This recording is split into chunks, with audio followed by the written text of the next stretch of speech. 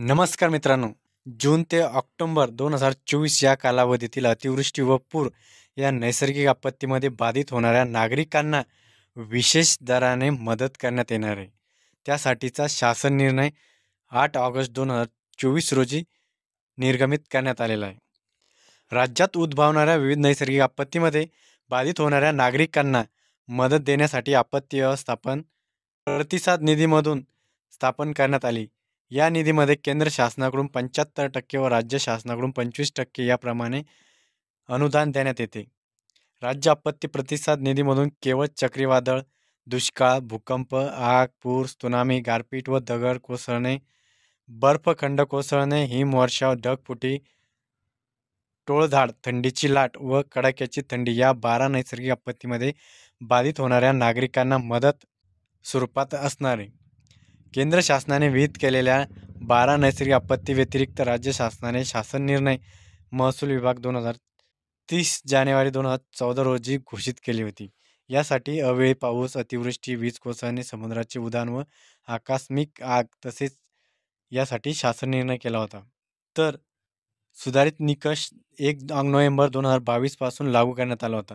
तर आज 8 ऑगस्ट 2024 रोजी यात पुन्हा नवीन निकष लागू करण्यात आलेले आहे. तुमच्या घरात जर पाणी साचलेलं असेल 2 दिवसापासून तर तुम्हाला 25,000 रुपयाची मदत करण्यात येणार आहे.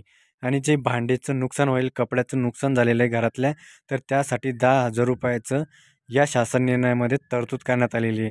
त्यासाठी तुम्हाला 10,000 रुपयाचं नुकसान भरपाई मिळणार आहे.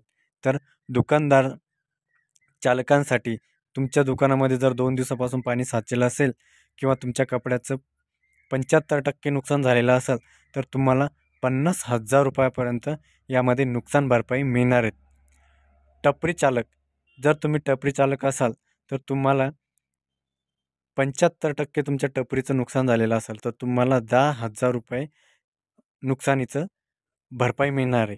त्यासाठीचा आज शासन निर्णय निर्गमित करून या तीनही नैसर्गिक आपत्तीग्रस्तांना मदत जाहीर केलेली आहे. त्यासाठी सुधारित निकष आणि दर यामुळे वाढवण्यात आलेले आहे. ते असे आहेत. बऱ्याचदा घरामध्ये पाणी शिरणं प्रत्येक गावखेड्यामध्ये चालूच असतं, पण आत्तापर्यंत गावखेड्यामध्ये भरपूर ठिकाणी पाणी साचतं आहे घरामध्ये, मात्र कुठलाही यामध्ये पंचनामा करण्यात येत नाही. त्यामुळे हे नुकसानग्रस्त नागरिक आहे हे नुकसान भरपाईपासून वंचित असतात. त्यामुळे सरकारनं कठोर असे निर्देश दिलेले की ज्या घरामध्ये 2 दिवसापासून पाणी साचलेले, कपड्याचं नुकसान झालेले, भांडी वाहून गेलेली आहे, भिजलेले, वाहून गेलेले, टपरी चालकांचंही यात तसंच आहे. 75% पर्यंत जर टपरीतलं नुकसान झालेलं आहे तर त्यासाठीचंही 10,000 रुपये मिळणार आहेत.